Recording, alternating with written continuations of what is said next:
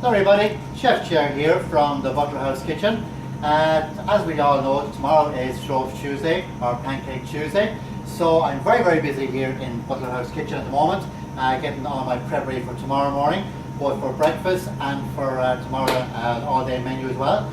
So basically what I'm going to share with you all today is my secret pancake recipe. Well, not really secret, but it works well for me, and no point in doing a recipe that's not going to work. So lots of these chefs out there put all these fancy recipes on their websites, and few people at home try to make them and they don't turn out as well as they're supposed to. So I'm not keeping back any secrets today, and show you exactly how it is and how it's all done. So basically what you need for this is very simple. It's good quality ingredients and a good non-stick frying pan.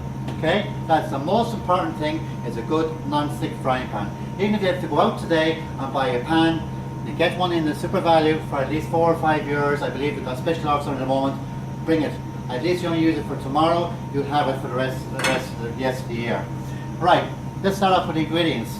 Okay, so basically for this recipe we are using 4 cups of self-raising flour. I'm using Neil self-raising flour, but of course you can use Odlin's flour as well. Some people like to use plain flour. I'm using self-raising flour. It makes the pancakes more fluffy. Alright, using more buttermilk, because I am making buttermilk pancakes. Okay, you need 4 good medium-sized free-range eggs. If you can't get free-range, well, just go with the regular ones that are in your supermarket, and make sure they're all in date and make sure they're fresh. There's nothing more important than a fresh egg in an ingredient. And then also I'm using 4 ounces castle sugar. Alright, so basically what you're going is 4, 4, 4. So 4 cups of flour, 4 eggs, 4 ounces of castle sugar, and basically 1/2 litre of your buttermilk. Place all the ingredients together at no particular way into a bowl of foam. Okay, and you can either use a hand whisk, or what I use is a Kenwood blender or a hand blender at home. And you just zap all the ingredients together in the bowl, okay, and keep going until there's no lumps there at all. Then you take out your whisk or take out your hand blender, cover your bowl with some cling film, and basically then just put it in the fridge for about 1 hour. 1 hour before you're going to cook them. Alright? So basically after that you should end up with a nice smooth velvety batter like this one I have made. As I say in the show business, well, here's one I've made earlier. Alright? So basically that should be the texture of your batter. Okay? It should be nice and thick. It should also be able to go on the bottom and back of your ladle like that.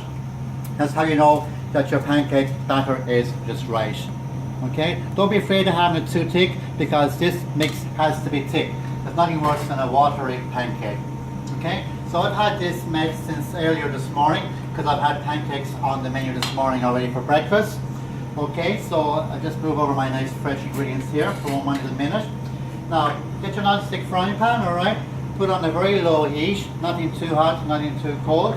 Okay, so basically what we're trying to do is we're trying to seal off the pancake. I've got some rapeseed oil here, right? Now you can either just use a little bit of olive oil if you want, or rapeseed oil. Some people use butter, but I just like to use oil.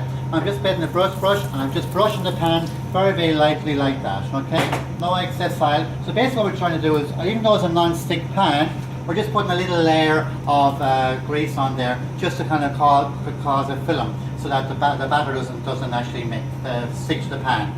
So basically, get yourself a ladle. This is about a 2 ounce size ladle, alright? So if you use a ladle, that means that every single pancake you're using, or making should I say, it's got the same amount of batter on it, so all your pancakes are going to all have the same texture. So right in the middle of the pan like that, and don't be afraid of it, then just with movement of your hand, just squeeze the pan around like that.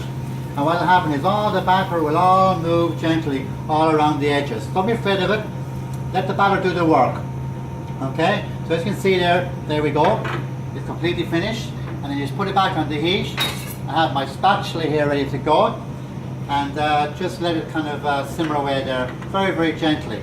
If you see there, you're going to start seeing all the little kind of bubbles starting to form on this side of the uncooked pancake, and that means it's just a heat penetrating through onto the pancake itself. Okay, don't be afraid of it. See there, you can see the bubbles coming up. Okay, that means it's cooking well. And just with my spatula, just checking it there, yeah, it's good.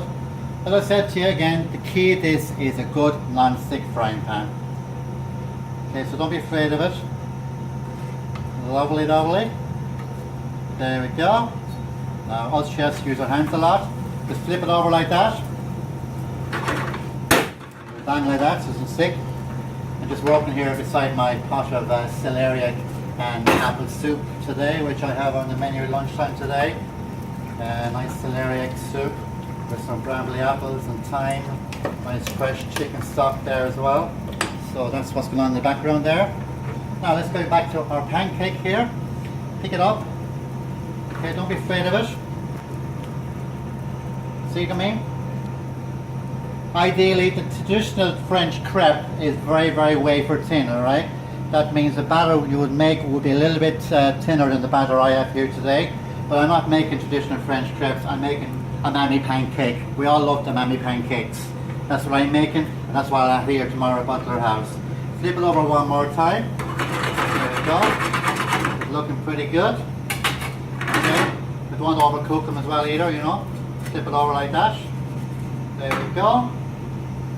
And then basically slide it onto your pan like that. Okay. So basically what I would do then is roll them up and basically have a little super portion. And then basically what we have is, as I say in show business, here's one I prepared earlier. So here's 2 pancakes which I have on the plate, which I've rolled up.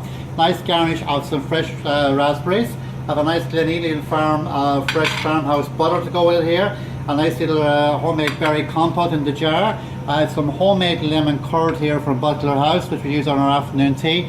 And I also have our famous Highbanks Orchard apple syrup drizzle, which you can put on there as well. So basically this is what I'm serving here tomorrow at Butler House. Again between 11:30 and 3:30 tomorrow, available in the Butler's Pantry.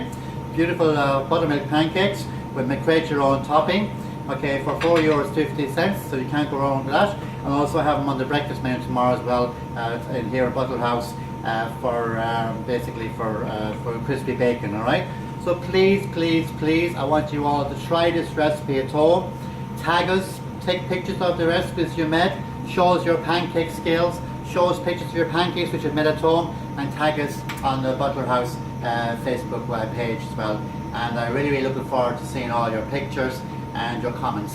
And I wish you all a happy pancake flipping day tomorrow. Thank you.